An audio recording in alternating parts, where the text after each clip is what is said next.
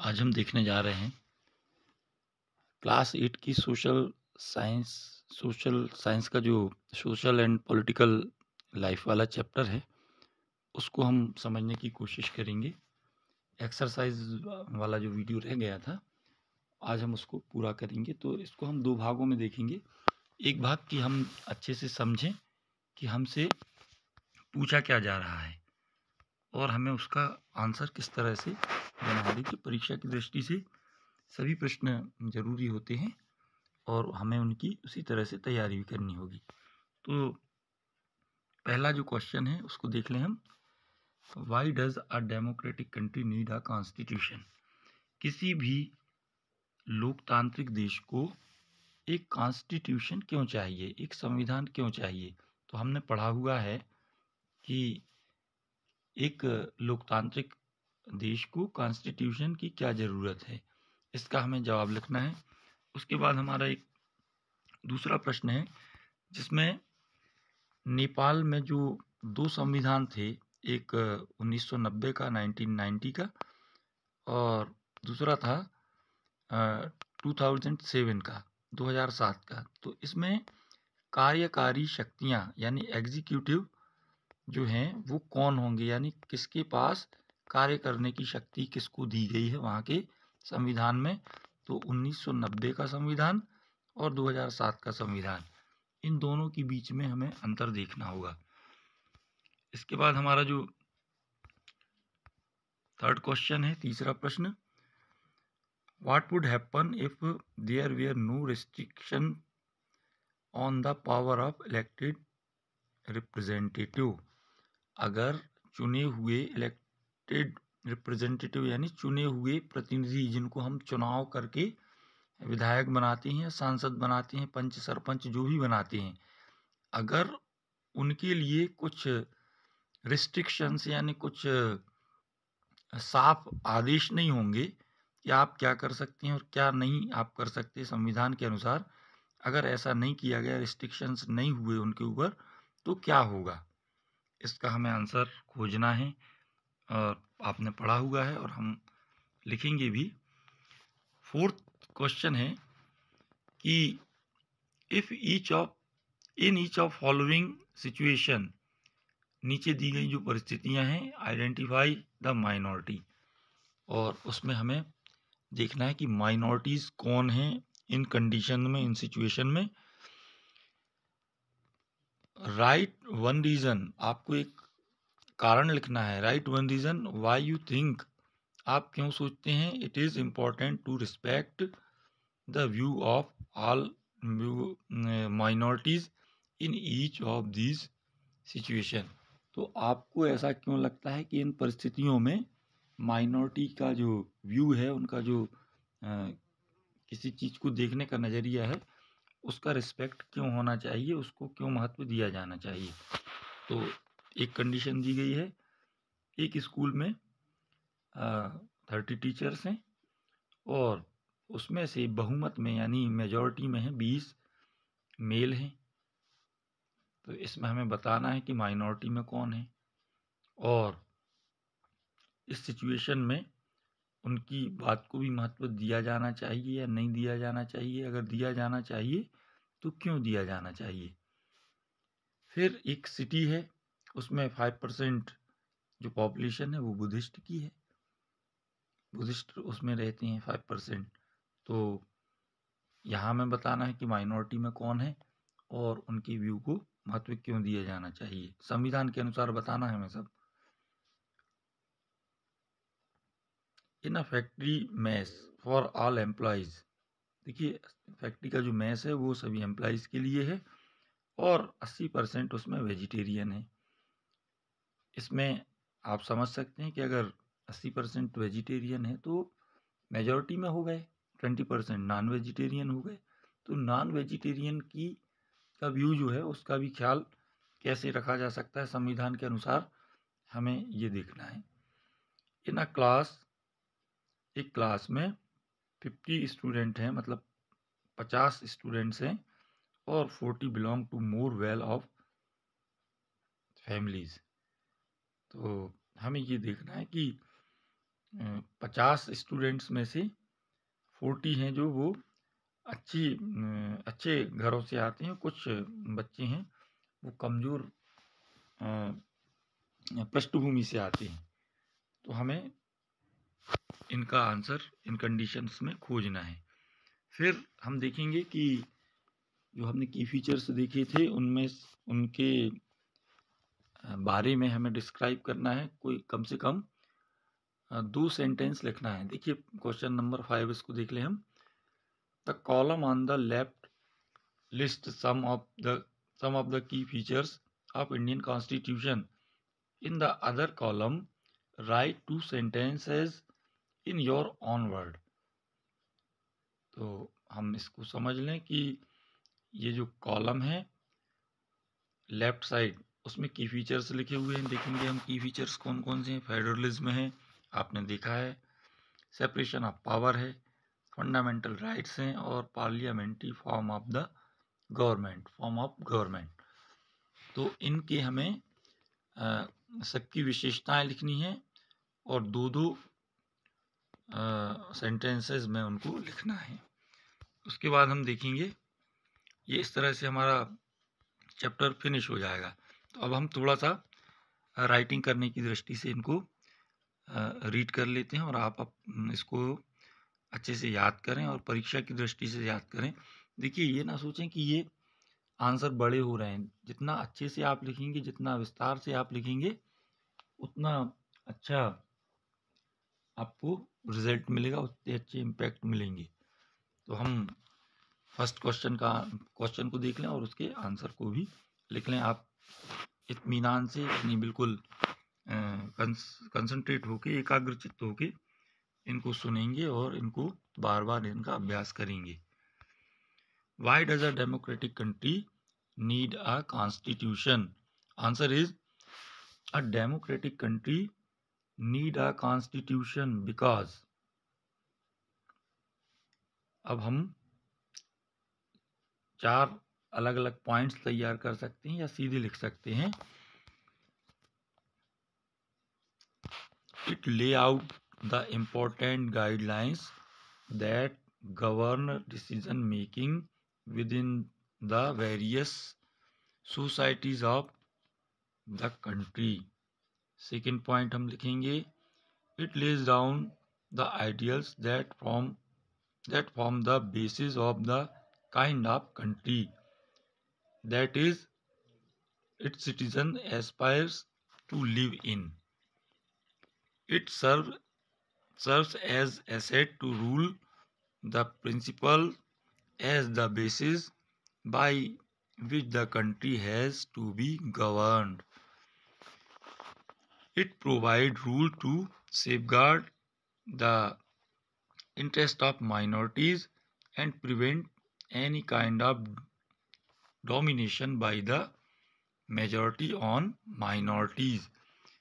It lays down rules that guard against the misuse of power by any politician leader। It also provides right to its citizen and protect their freedom। तो ये हो गया हमारा पहले question का answer कि हमें संविधान की आवश्यकता क्या है। इसको हम एक बार आपकी भाषा में भी समझा देते हैं। पहला जो पॉइंट हमने रखा है वो हमने रखा है कि यह आवश्यक गाइडलाइन देता है, दिशा निर्देश हमें संविधान देता है शासन चलाने के लिए और निर्णय लेने के लिए। संविधान के अनुसार ही हमें सब निर्णय लेना है, संविधान के अनुसार ही शासन को चलाना है। तो ये जो विभिन्न सोसाइटीज़ हैं वो इनको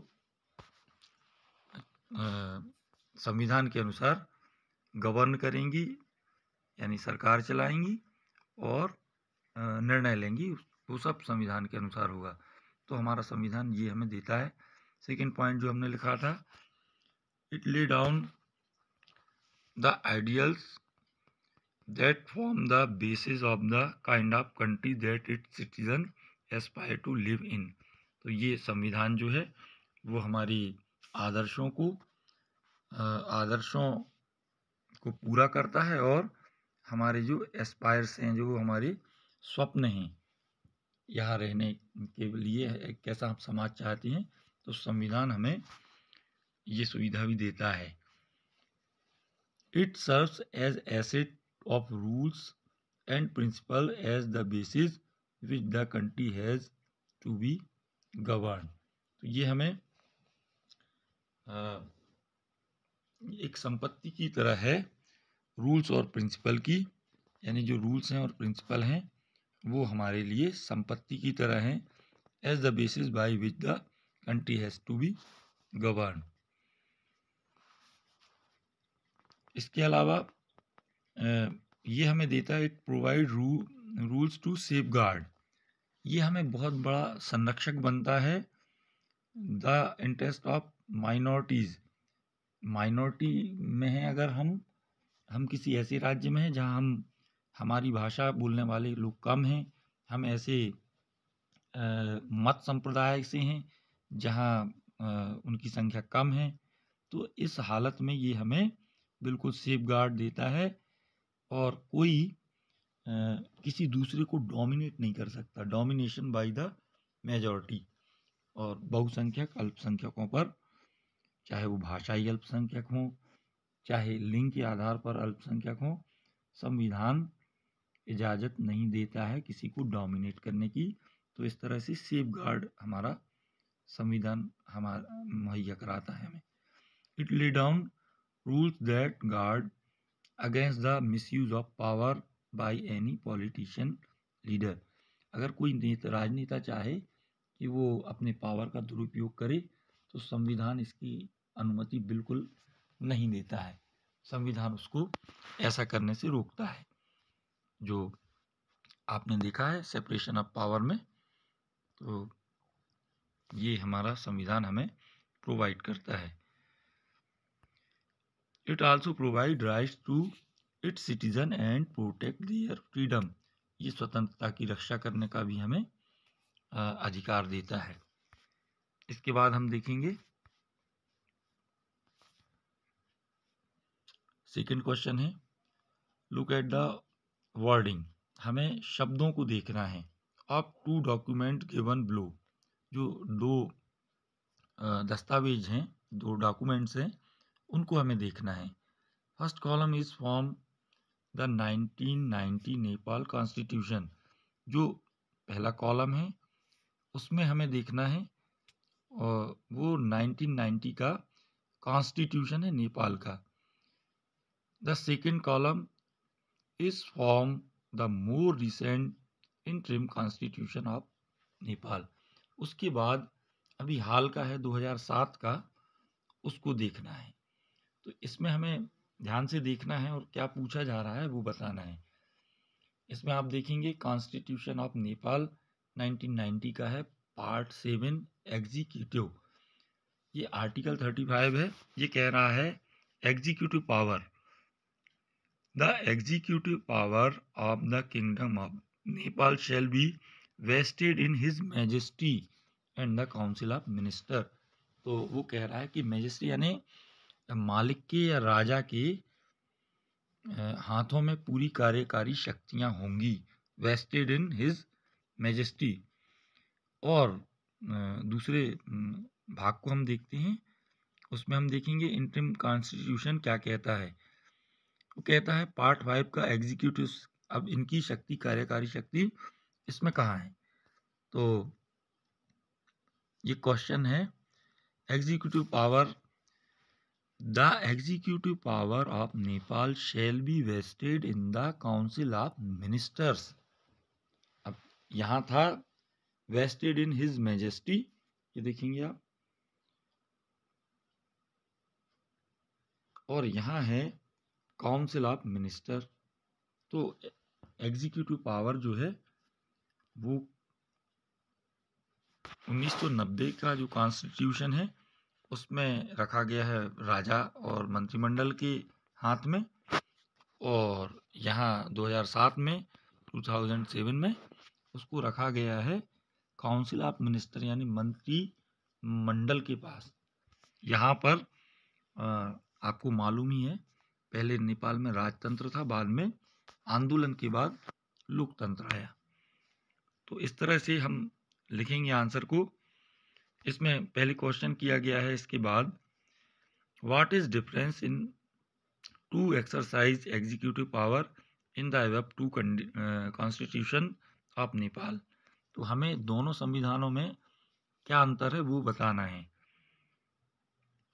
इसका हम आंसर सीधा सीधा लिखेंगे। The difference in who exercise executive power in the given to constitution of Nepal that in the 1990s constitution this power was vested in king and his council of minister। while का हम प्रयोग करते हैं जब हमें लगाना हो जबकि। while in the 2007 interim constitution of Nepal executive power changed hand to being vested only in the council of minister, thereby making Nepal a democracy from being a monarchy। यानी ये जो पावर का जो ट्रांसफर होता है वो बता रहा है, चेंज हो रहा है, वो बता रहा है कि नेपाल अब मेकिंग नेपाल अ डेमोक्रेसी, इससे नेपाल बन जाता है डेमोक्रेसी यानी लोकतंत्र, from being a monarchy. Monarchy का मतलब होता है वंश परंपरा, वंशवाद, राजा का बेटा ही राजा होगा। लेकिन लोकतांत्रिक देशों में जनता के द्वारा चुना हुआ व्यक्ति ही कार्यकारी होता है, शक्तिशाली होता है।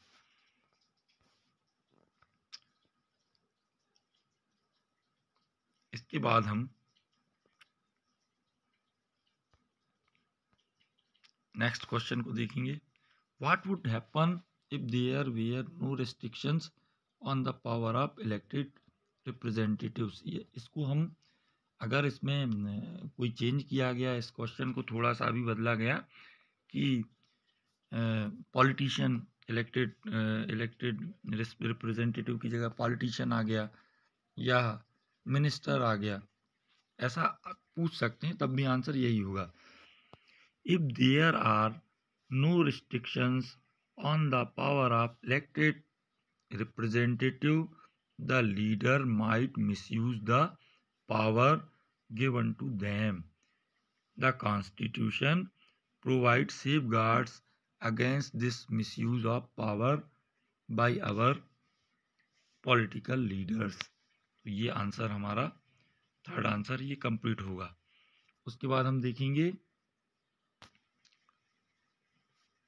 फोर्थ क्वेश्चन को, और उसमें जो कंडीशंस दी गई उसके अनुसार अपना जो ए कंडीशन है इसमें हम देखते हैं उसको हमें आंसर कैसे करना है। उसमें क्वेश्चन में पूछा गया है कि जो माइनॉरिटी हैं उनको आपको क्यों लगता है कि उनके व्यू का रिस्पेक्ट उनको मिलना चाहिए, यानी उनकी बात को भी सुना जाना चाहिए। तो इसका ए हम देखेंगे। Female teachers are in minority. हमें पहले बताना था कि माइनॉरिटी में कौन है, तो हमने बता दिया female teachers are in minority.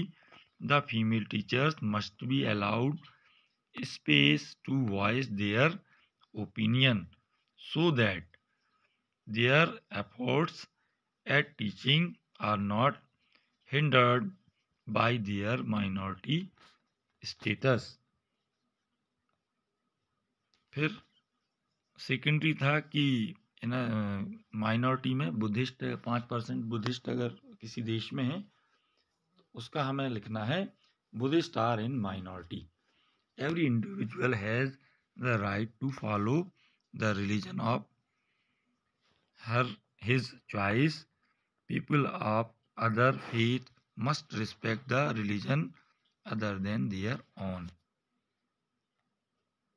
C condition है कि नॉन वेजिटेरियन भले ही 80% हैं, non vegetarian are in minorities.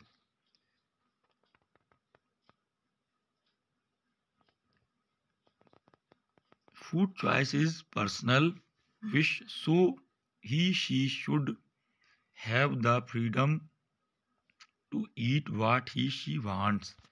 तो किसको क्या खाना पीना है संविधान हमें पूरी आज़ादी देता है। हम शाकाहारी रहें, मांसाहारी रहें या जो भी हम भोजन करना चाहते हैं वो हम कर सकते हैं। खान पान की भी आज़ादी हमारा संविधान हमें देता है। डी कंडीशन है जो उसमें underprivileged are minority citizen can not discriminated by their birth, so their views have to be respected। उनकी बात को भी रखा जाना चाहिए।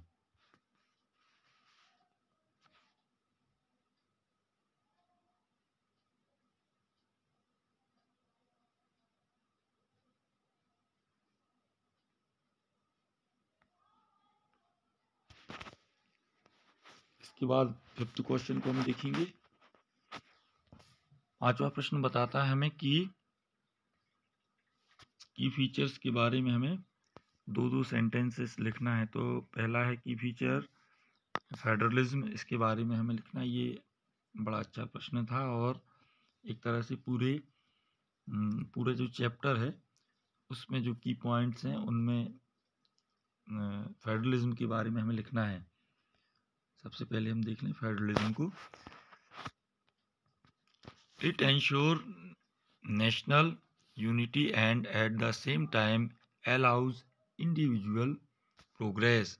A federal government allows the center to hold supreme power, but its constituent state have some power as well।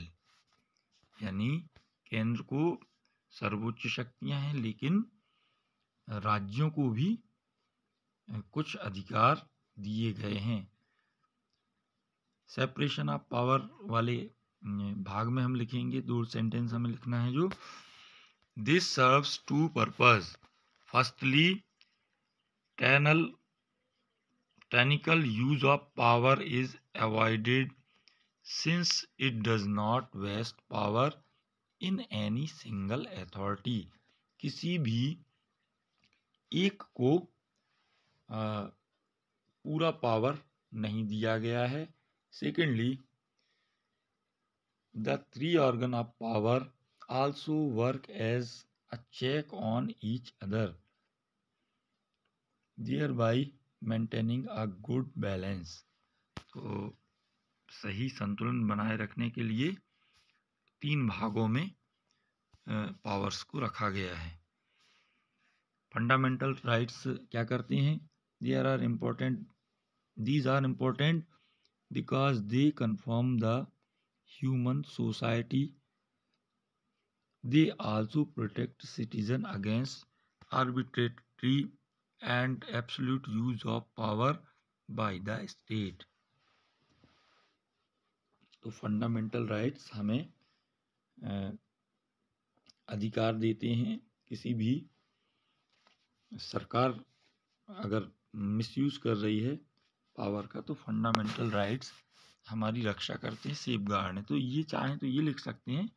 आप अगर कुछ और लिखना चाहें तो वो भी लिख सकते हैं। फंडामेंटल राइट्स में जैसे धार्मिक आज़ादी फंडामेंटल राइट देता है, फ्रीडम ऑफ स्पीच देता है, तो आप चाहें तो उनको भी लिख सकते हैं। उसके बाद पार्लियामेंट्री फॉर्म ऑफ गवर्नमेंट, इसके आंसर में हम लिखेंगे इसके लिए 2 सेंटेंस जो हमें लिखना है वो लिखेंगे। It uphold universal adult franchise. These entail the fact that the people of country play the direct role in electing their representative to run the state as well as the nation।